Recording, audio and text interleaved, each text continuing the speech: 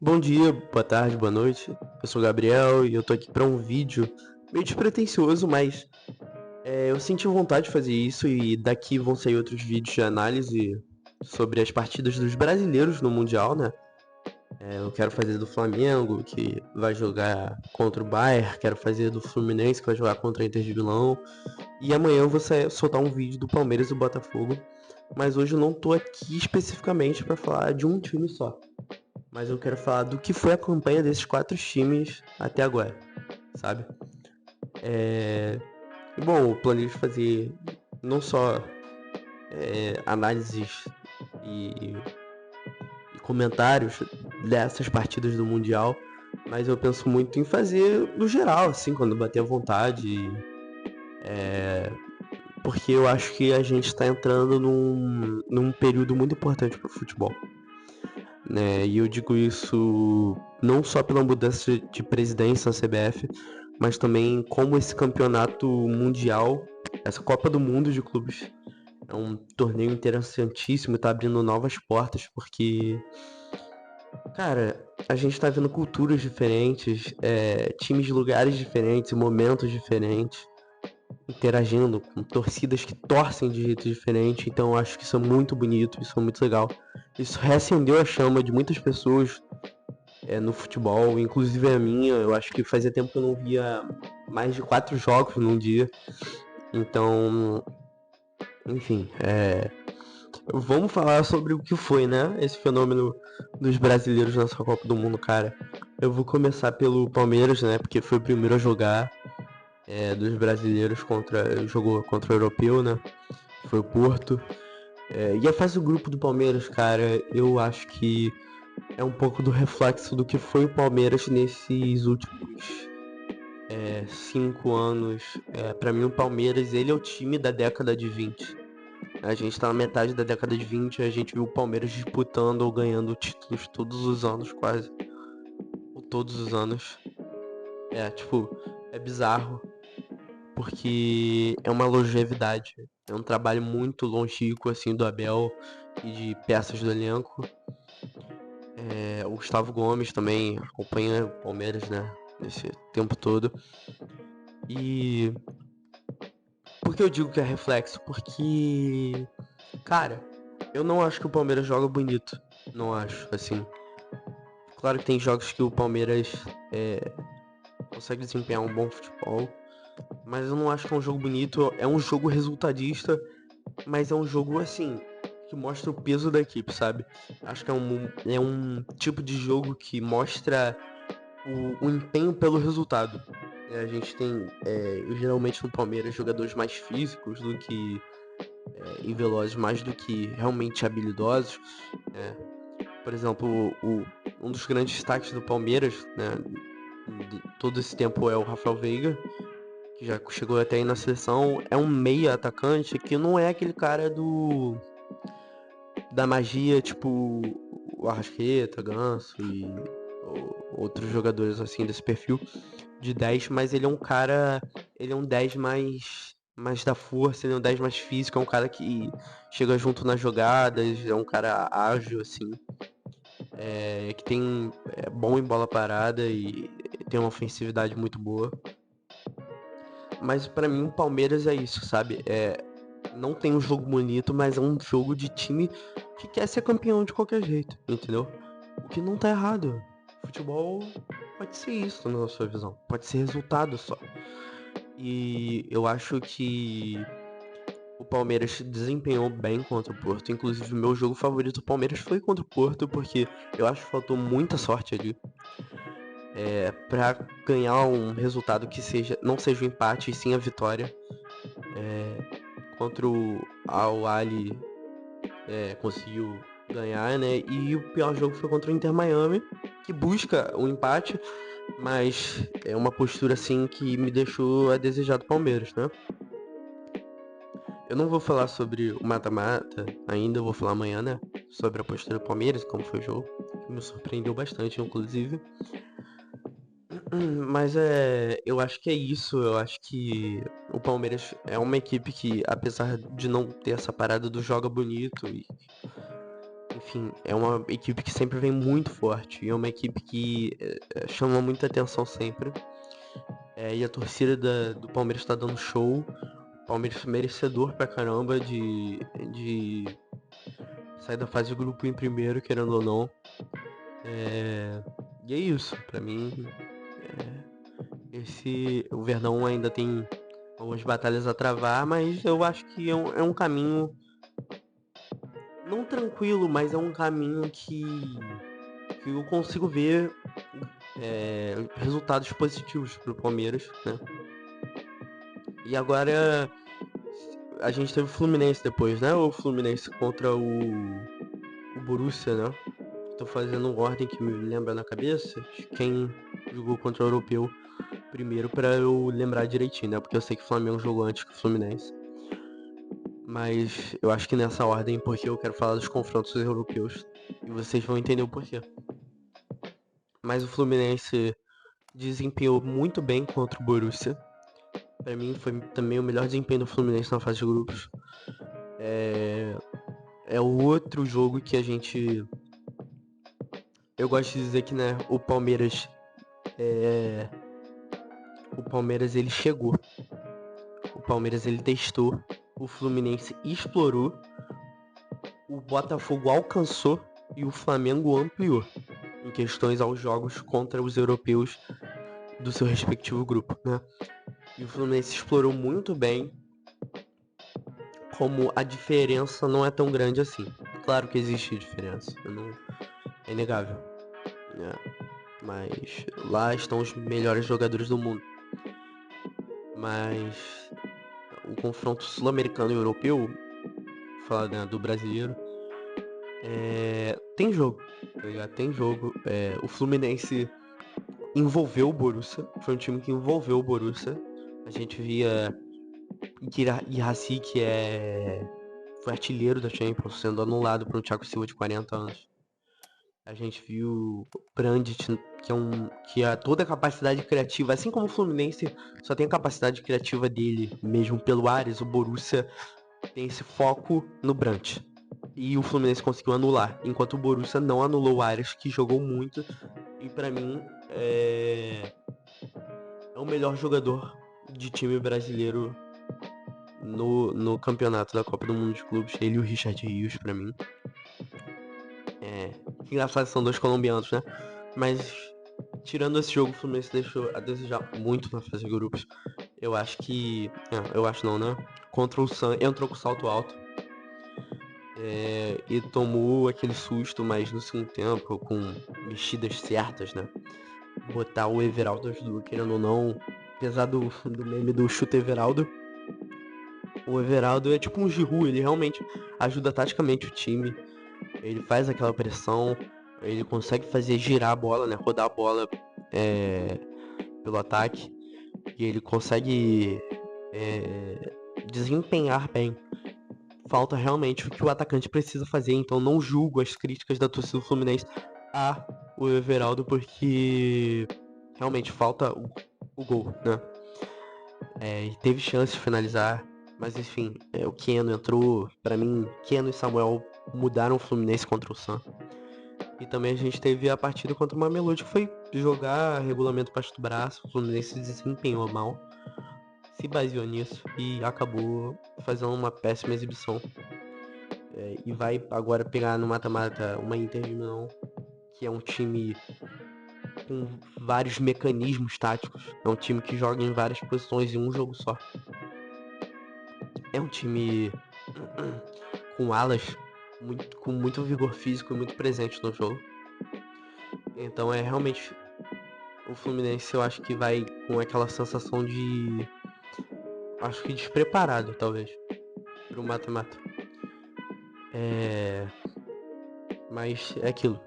Tudo pode acontecer em mata-mata. A gente já viu seleções pequenas derrotando grandes seleções, como foi a Croácia com o Brasil. Marrocos também na última Copa desempenhou bem. Então não duvido que possa também passar, assim como não duvido do Flamengo. Mas é isso, pra mim o Fluminense deixou um pouco a desejar e teve uma decrescente, assim, do seu primeiro até o terceiro jogo. E o Botafogo pra mim foi o é um grande ponto alto. Apesar do seu colega de estado, né, o Flamengo, que deu... Colega não, né? Falar colega é foda, né? Mas é rival. O Flamengo, apesar de 3-1, cara, ganhar de um campeão de Champions é uma parada assim, surreal. É uma parada que o Corinthians sabe, tá ligado? É uma parada que o próprio Flamengo sabe também, mas nessa época contemporânea do século XXI, né? Nessa época do século XXI, a gente... Esses confrontos são cada vez mais difíceis pra nós. Até porque o Mundial pegava uma época do calendário muito ruim pra gente, muito ruim. Porque eles estão aprendendo agora, né? Eles estão aprendendo o que é pegar com uma porrada de jogos no calendário. Tive cansado. Mas, cara, que jogo foi aquele do Botafogo? O Botafogo jogando de maneira reativa, parecia um time jogando no estilo italiano, sabe? Aquele funil. Parece que já não viu a cor da bola. Tentava tacar e a defesa do Botafogo Cuiabano. E o que é o Igor Jesus, né, cara? Pra mim pra mim o 9 da seleção é o Igor Jesus. É aquele cara forte, é aquele cara raçudo. Ele não é o 9 que faz mais gols dos nossos brasileiros, mas eu acho que é o que mais reúne características. É um cara que sabe jogar de costas, como centroavante deve saber. É um cara que tem uma visão da posição daquele modo que a gente gosta de falar raiz, né? E o Botafogo, né, ele... Vou ignorar o jogo contra o Seattle Sounders, porque o Botafogo, apesar de ganhar, eu não achei que foi uma boa exibição do Botafogo. E o jogo contra o Atlético, cara? Cara, foi um jogo complicado de assistir, hein? Se falar, porque Simeone é daquele jeitinho e o Renato Paiva, cara. Com aquele jeitinho também. Cara, parecia. Como é que eu vou explicar? Parecia um elástico, sabe? Cabo de guerra. Foi um jogo meio torturante se assistir. O Atlético conseguiu converter um gol. Eu acho que o Botafogo poderia ter ganhado esse jogo também. Teve as suas chances. Mas foi um jogo mais que o Atlético estava desesperado também para passar. E o Botafogo já tava, né, naquela garantia e querendo segurar o resultado ali. Então, o Atlético precisava de 3 para se classificar. E o Flamengo, né? Ah, detalhe. Boa exibição de todas as torcidas, tá? As torcidas fizeram seu show. O Fluminense invadiu a Times Square, a do Palmeiras invadiu a Times Square. O Botafogo fez um show também, a torcida muito presente. E o Flamengo, né, cara? A gente, aquele jogo contra o Esperance, a gente viu uma boa exibição do Jorginho. A gente viu o Luiz Araújo também replicando o futebol. O Jorginho que vai ter reforço, é um cara que sabe mapear o campo, é um cara que joga mais atrás, diferente do Dela Cruz, que tá sempre naquele ping-pong, que é um ótimo jogador. Mas o Jorginho tem sua qualidade, né, cara? E o jogo contra o Chelsea foi um jogaço. O Flamengo ali, por Wesley, falha no início, o Chelsea abre o placar. Mas o Flamengo não se abateu, cara. Nem quando o Léo Pereira quase fez um gol contra, o Flamengo não se abateu. Uma postura irreverente ao europeu, sabe? E depois fez aquele placar de 3-1. Porra, sabia que o Bruno Henrique ia fazer o gol, cara. Sabia, falei. E ele entrou e decidiu com um gol e uma assistência. Isso é lindo, cara. Querendo ou não, aí tem aquelas questões, né? O Bruno Henrique era pra estar jogando futebol? Não sei. Isso não cabe a mim falar. Tem aquele escândalo de aposta. Enfim. É uma situação delicada. Mas ele entrou e decidiu, cara. Isso é impressionante. É um cara que tá no Flamengo, entende o Flamengo. E foi tipo um jogo que entrou realmente pra história dos clubes brasileiros, né? Os 2 jogos, né? Todos os jogos contra europeus, na verdade. Mas esses, especialmente pelas vitórias, muito mais. E contra o LA era aquilo, né? O Flamengo era líder. Entrou com o time ali, o segundo time ali, meio misto, assim. E quase teve a derrota. A estrela do Wallace Rian brilhou. E, cara, esse sentimento que vocês estão sentindo na nossa competição é realmente um sentimento de Copa do Mundo. Eu vi flamenguista torcendo Botafogo, Fluminense e tricolor torcendo Botafoguense e Flamenguista. Cara, é lindo. É lindo porque dá aquela sensação de união. E eu falo do estado do Rio porque o Palmeiras tá sozinho, né? De São Paulo. Mas, tipo, a gente vê aquele carnaval de camisas contrastando e todos numa resenha no bar, sabe? É isso que eu sinto vendo o Mundial. É ver aquele tio de Botafogo, um tio de Fluminense, um tio de Flamengo, os três sentados no bar se zoando, mas é aquela zoeira sadia. E o futebol rolando. É um futebol que a gente mostra que a gente tem um sentimento de pertencimento ao esporte que a gente não sentia há muito tempo. A seleção brasileira está sofrendo um processo de inglaterrização do futebol. Perdeu a característica, perdeu o jogo bonito. Porque quando você via seleções mais fracas contra o Brasil, e aquele Brasil desorganizado que passou na mão de Dorival, de Diniz, você via, e até com o Ancelotti agora, teve o primeiro jogo dele, é claro, não tem nenhuma crítica ao Ancelotti. Mas aí você pensava, porra, pelo menos o talento individual brasileiro vai sobressair, né? Não, cara, não sobressaía. A estrela do Vinícius Júnior não brilhava, a estrela do Hendrick não brilhou quando ele veio, que é um garoto muito estrelado. A estrela do Rafinha não brilhava. Então você pensava, caraca, se nem o coletivo não tá indo, e o individual também não tá indo, parte pra cima, o que tá acontecendo? O que o Brasil virou? Cadê as características de jogo do Brasil? E a gente vê essas características variadas, assim como o nosso povo, na Copa do Mundo de Clubes. É um time jogando um reativo, o outro envolvendo, o outro indo pra cima, o outro mais na retranca e conseguindo seu resultado e se destacando no maior pedestal que é a Copa do Mundo de Clubes, que vai acontecer de 4 em 4 anos. Em 40 anos só vão ter 9. E a gente tá vendo essa chance de ver 4 brasileiros com torcidas distintas, enormes, gigantes, tradicionalismo, implantarem contra um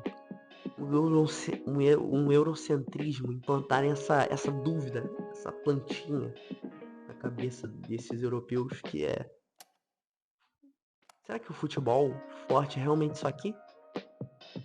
Porque tudo bem, a gente tem Premier League, que é muito, Champions League também, que é muito, La Liga, todas são muito cortejadas, mas competitividade, cara, a gente não perde muito. Eu vou te falar, tem várias ligas no mundo aí, como a Turquia, que não perdem. Cara, eu tô maravilhado, porque é o que eu queria ver há muito tempo. Eu queria ver os brasileiros em condições melhores, conseguindo demonstrar o futebol, conseguindo demonstrar suas características e sua história para o mundo. E agora a gente vê ingleses, estadunidenses, espanhóis pedindo o Brasil, o México de volta no FIFA, por exemplo. Brazilian League é um dos termos mais pesquisados nesse mês no mundo. Eles estão interessados. O mundo está interessado de novo. Nós estamos interessados de novo. É um resgate de identidade, um resgate de cultura pra gente. Então, cara, essa competição tá realmente abrindo uma porta, uma concepção de futebol que eu tava sentindo muito saudade. E eu espero que com isso eles abram a mente e nós tenhamos mais jogos de europeus com brasileiros. Nós tenhamos um momento a mais de segurar esses jovens que saem tão cruz e tão cedo, como foi com o Estevão, como foi com Vinícius Júnior, como foi com o João Pedro, como foi com o Endrick. Sabe? Espero que os jovens que são lá de fora um dia acordem com o sonho de jogar uma Libertadores. Mas isso é um processo, é claro. Não vai acontecer agora de imediato. Mas é gratificante e assustador o jeito que está acontecendo. Como está sendo forte essa movimentação em cima do nosso futebol. Porque o nosso futebol merece. A gente vê, por exemplo, aí do Fluminense que estava no C4 em várias rodadas do ano passado e agora tá aí na Copa do Mundo de Clubes, chamando a atenção de algumas pessoas. A gente vê, por exemplo, o Botafogo, que não estava tão bem esse ano e teve um ano glorioso ano passado, mas esse ano ainda no Brasileirão não conseguiu desempenhar o que foi o Botafogo, né? Mas aí chegou a Copa do Mundo de Clubes e eles roubaram a atenção do mundo. Então, aqui no Brasil a gente tem tudo, né? A gente tem emoção na Liga Brasileira, a gente tem humor, a gente tem rivalidades históricas. Então, é realmente emocionante ver isso. E eu quero ver mais. Eu quero que os brasileiros passem, eu quero que o Flamengo passe, eu quero que o Fluminense passe. E vamos ver, né? Eu espero que a gente tenha uma resposta positiva. Não são confrontos fáceis do Flamengo e do Fluminense, né? Que restam. Mas eu realmente tenho esperança que dias melhores virão pro nosso querido e amado futebol brasileiro. E é isso. Eu vejo vocês no comentário de Botafogo e Palmeiras. Eu só queria trazer essa reflexão. Valorizem, amem a cultura daqui, o futebol daqui. O gingado, o jovem que vai lá e ensina aquele gingado, aquele drible, que se destaca na Champions League. Ele é brasileiro, ele é argentino, ele pode ser colombiano, talvez. Não é sempre o espanhol, não é sempre o francês. Ele pode ser da África. A gente não viu o Mamelodi, que desempenhou um futebol surpreendente. Ele pode ser asiático. A gente viu o Son aí ganhando uma Europa League com o Tottenham. Claro que não foi sozinho, mas ele é o protagonista do Tottenham. Então lembre-se sempre disso, que existem ligas, existem torcidas, existem times ao redor do mundo que também desempenham um show, sabe? E vamos ficar de olho.